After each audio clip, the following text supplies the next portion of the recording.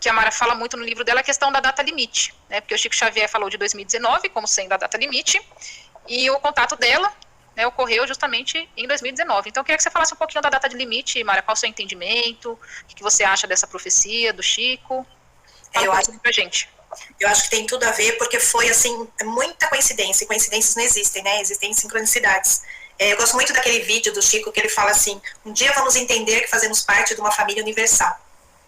É exatamente isso, a gente está já começando a entender que, assim como quando a gente estava ali, né, no rústico, as tribos, os índios não sabiam que existiam outros países, eles achavam que era só aquela tribo onde eles moravam, habitavam, né? Aí depois começaram a ver que tinha vida em outros países, aí foi, né, a globalização, agora com a internet, todo mundo sabe o que está acontecendo num país lá longe, no Japão, na Europa, e assim vai ser os outros planetas. A gente já está começando a saber mais sobre Marte, mais sobre Júpiter, né, astronomia, né, já está sendo implantada nas escolas. Então isso vai acontecer a mesma coisa, a gente vai conhecer nossos vizinhos, nossos irmãos estelares de outros planetas, é natural, né? É impossível a gente achar que estamos sozinhos nesse universo imenso, infinito. É muitos planetas, muitas estrelas, não tem como, né? A gente achar que somos só nós. Então, o Chico Xavier, ele falou tudo. Essa data limite começou já a despertar, já começou a mudar todo o modo da gente ver a vida, né? Então, para mim, é uma grande âncora o Chico Xavier. Inclusive, a gente vive ainda a era pós-moderna, né? Só que como a gente teve o evento da pandemia, devido, né, ao que ocorreu em 2019, já se fala em ter já uma nova nomenclatura para esse período pós-pandemia, né? Então, assim, realmente foi um divisor de águas. O Chico, ele fala de um início, né, de um contato com seres de outros planetas, enfim, que sim ou que não, ele, acertou muito em cheio, porque, de fato, assim, se a gente analisar, os últimos, 10, 20 anos, é uma data, 2019, de mudanças totais de paradigma, né? Sim. Somente, assim, em termos de tecnologia, a forma que, assim, eu moro aqui em São Paulo, pego o metrô. Antigamente, o metrô era uma sardinha aqui. E aí, agora, com essa questão da pandemia, né, hoje em dia a maioria das empresas é trabalho home office ou híbrido, então você não tem mais aquela superlotação nos meios de transporte que você tinha antes, né? Tô falando da linha vermelha aqui da Zona Leste de São Paulo, né? Que eu enfrento todo dia e, assim, hoje para mim é tranquilo, né? O que não era realidade há 10 anos atrás, por exemplo, né? Era algo bem difícil. E, assim, mudou a forma da gente pedir comida, enfim, tudo, né? Tudo. Mudou muito, uma mudança muito grande de paradigma. Então, assim, em termos tecnológicos, a gente teve um salto muito grande, porque exigiu-se mais da tecnologia, né? Então, ele foi muito assertivo, Chico, sem sombra de dúvida, né? Foi. E o contato, assim, cada um fala uma coisa, né? Há quem diga que vai ser em 2028, outros falam 2029, e outros 2030. No meu livro eu falo que é 2031. Quem dá mais? Mas que está muito próximo, eu acredito que está muito próximo, sim. Sem sombra de dúvida. A gente já tem maturidade de entender que são seres vindos de outro planeta. Não é mais aquela... Hoje a gente entende, por exemplo, o que é gravidade, né? Que a gente não sabia antes de Newton, a gente não sabia o que era gravidade. Então, hoje a gente sabe o que é gravidade e a gente sabe que esses OVNIs, por exemplo, eles eram campo gravitacional. Então, eles não... Aí, olha que engraçado. Na Bíblia, né, quando Ezequiel vai descrever a carroça de fogo, ele fala que de dentro da carroça de fogo, né, que sai aqueles... É a nave-mãe e as naves menores. Que essas menores, elas tinham como uma roda dentro da outra, porque elas iam de um lado para o outro, para frente, para trás, para cima e para baixo, sem fazer curva. Olha como que ele explicou um OVNI zerando o campo gravitacional, uma roda dentro da outra.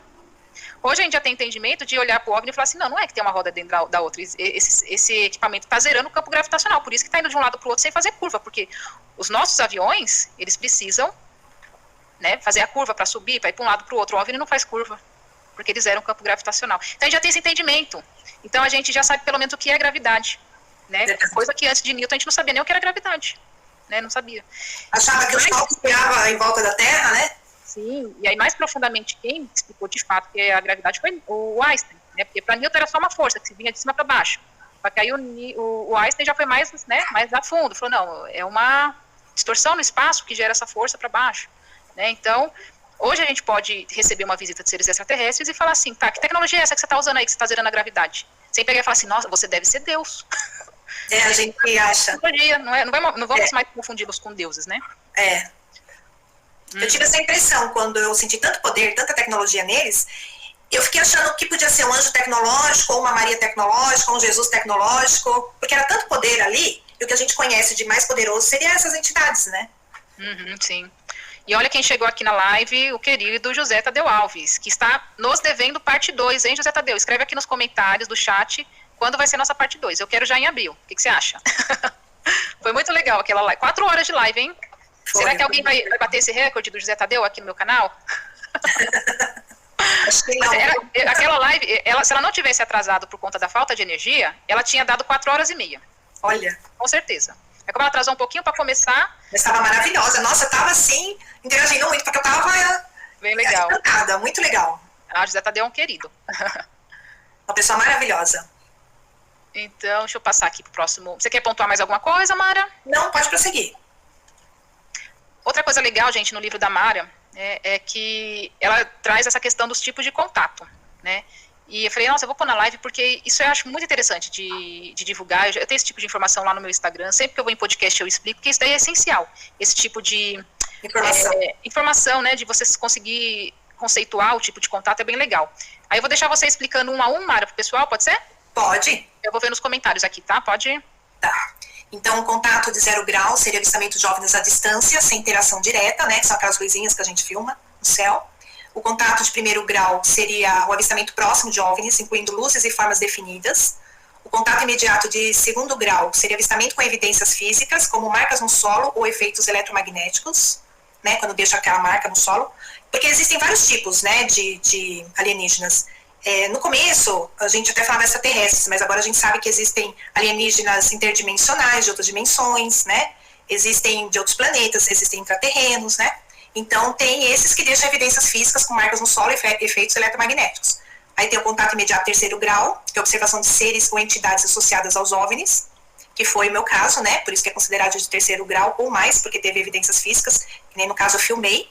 E também eu tive disfunções orgânicas, que mais pra frente a Danusa vai comentar. Aí o contato de 4º grau são alegações de abdução por seres extraterrestres. Aí no caso eu não me lembro se eu fui abduzida também. Há muita chance de eu ter sido porque eu tive lapso de tempo, né? Nas regressões ainda a gente está estudando, pesquisando, já fiz 5 regressões.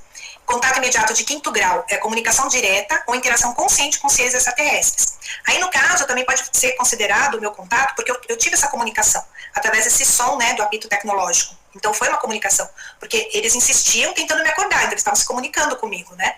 Então é considerado de 5º grau. E aí de 6º grau, o contato físico direto com seres extraterrestres, que eu também tive.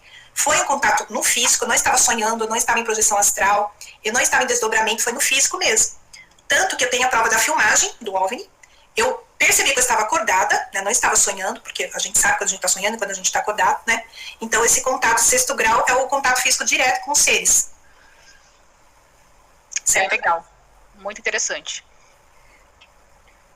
Isso aqui faz parte do manual dos contatados. Verdade.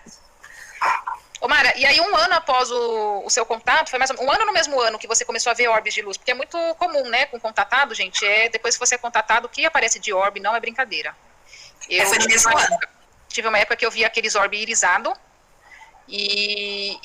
mais ou menos de uns 3, 4 anos pra cá, parou recentemente, mas eu fiquei um bom tempo vendo como se fosse um orbe escuro, mas como se ele tivesse uma lente mesmo, e tivesse fazendo um scanner, e aí ele aparecia toda madrugada, quase toda madrugada no meu quarto, e eu acordava com aquele orbe em cima de mim, e um som meio tecnológico mesmo, de uma câmera mesmo, e eu acho engraçado que fazia assim, ó, com o olho, eu falei, não, eu devo estar sonhando, esse resquício do sonho, e não era, eu apertava o olho, abria e continuava lá na minha frente.